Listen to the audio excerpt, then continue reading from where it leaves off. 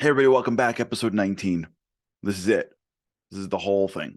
All right, let's circle back to the beginning and sort of close this out. The most powerful piece to what we've been talking about comes with the understanding of the concept of identity, right? Go back to the first moment where you had that vision, you had that inspiration, right? You were at that wedding, funeral, song, speech, whatever, and you're like, I should, right? I'm gonna resolution, right? Fail, right? But if you go back to that, I should, what is that? Like, what is that? Why should you? So, like, what's causing that emotional charge that you see something and you should do something that goes against the way your brain is currently neuroconnected? So, it could be a little bit of like some medic desire in there somewhere, but it doesn't feel it. Why is it inspiring? Like, I should do material things could be from some picture you saw of somebody. But the stuff that inspires you, the stuff that makes you feel, where's that from? So at the core of all change is the recognition that you are not your brain.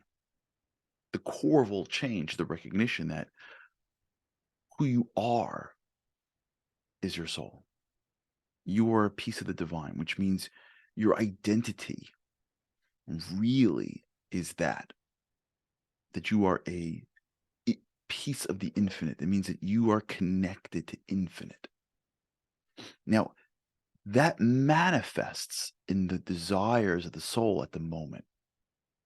So it'll manifest into being kind, being generous, even being wealthy.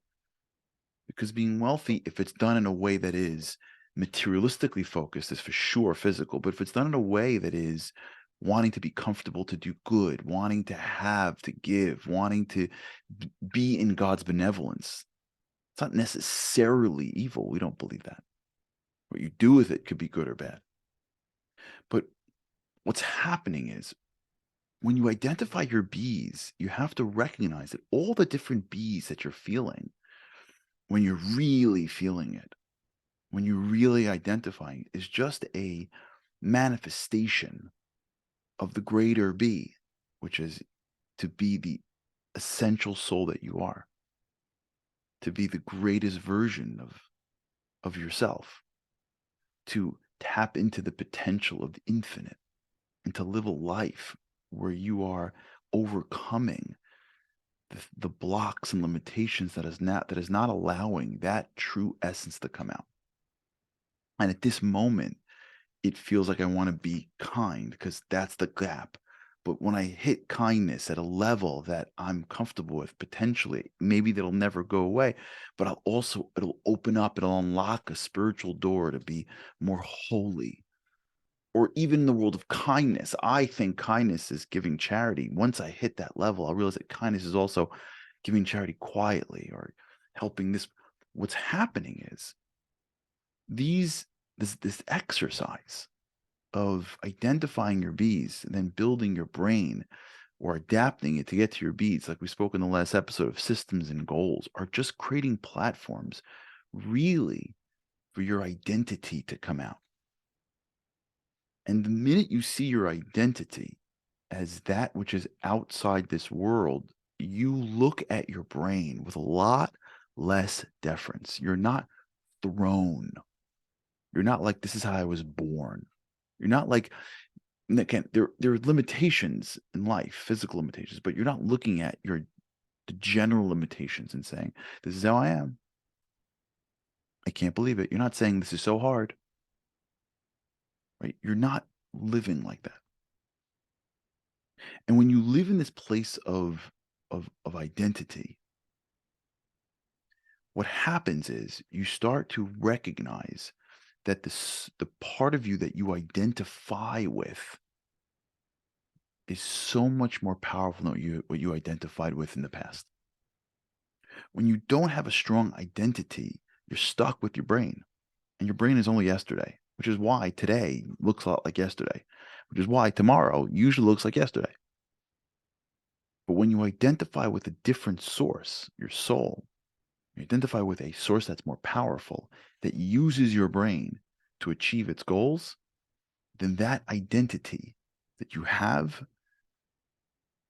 makes your perspective different. It creates your goals to be different. It creates your B's to be different. It allows you to look at your challenges and overcome them very differently. Now, what's going to happen is you're going to, as you build and as you grow, you're going to feel like it's not you, right? Because if your brain is one way and it's used to doing something for many, many years, and now you're introducing a new way, it's going to feel like that's not me, right? The old one was me. Eating what tastes good is me, not eating what's healthy. Saying what I want is me, not holding back my tongue. It's going to feel, and what's going to happen along the way of growth is you're going to encounter the voices of, that's not you, stop it. You, come on. Yesterday you were doing it, now like you're such a big shot. You're going to be reminded by other people or by your voice. You're going to feel like a hypocrite because part of you doesn't want to, part of you does want to. Part of you did it yesterday, and the next part of you fails today. When you live in a world where your identity is your brain, it's hypocritical to go left and right. But when you live in a world where your identity is your soul, then that's called growth. That's what growth feels like. It feels like you're adapting a machine. Yeah, it feels hypocritical. Growth feels hypocritical because that's what it means. Yesterday I was, and tomorrow I'm not. But it feels very much like yesterday. That's what all the neural connections in my brain.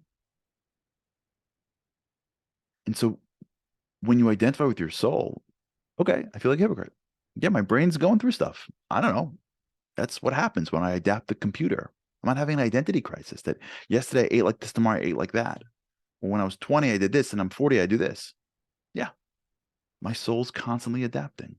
My soul is dynamic. And the way that I am shifting it feels sometimes like it wasn't me yesterday. That's why I can't. One of the funny, I stopped following politics a little bit ago, but to me, the funniest question in a debate, like a political debate, is like when they ask a candidate, like, when you were 4 years old, we found a paper in nursery where you said that you love guns or you hate guns. Now you're 70 and you changed your position. How come?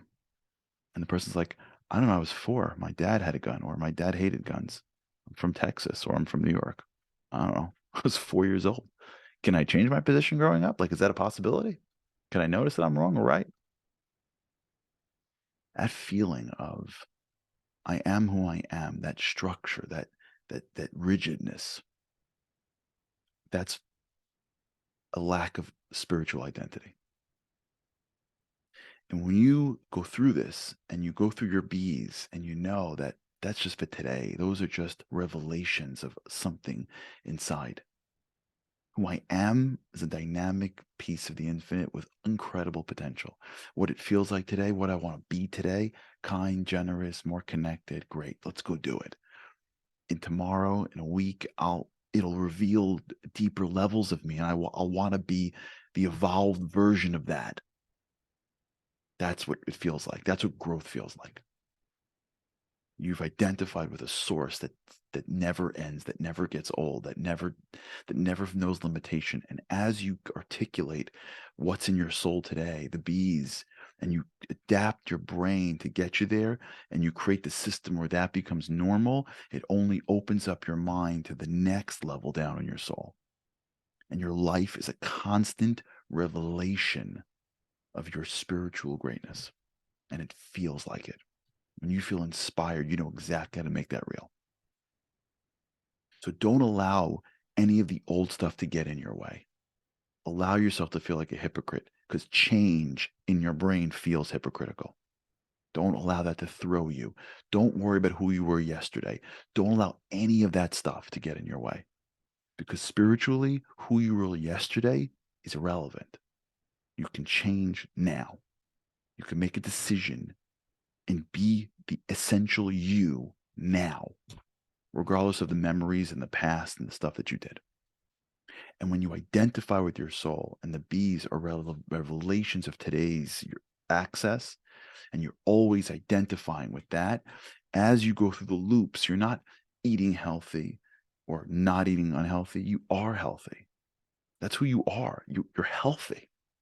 Souls are healthy. Souls are kind. Souls are generous. Souls are giving. You're just connecting to it. And so when the routine starts to become normal, you're like, yeah, this is who I am. I always knew it. And now I get to manifest it.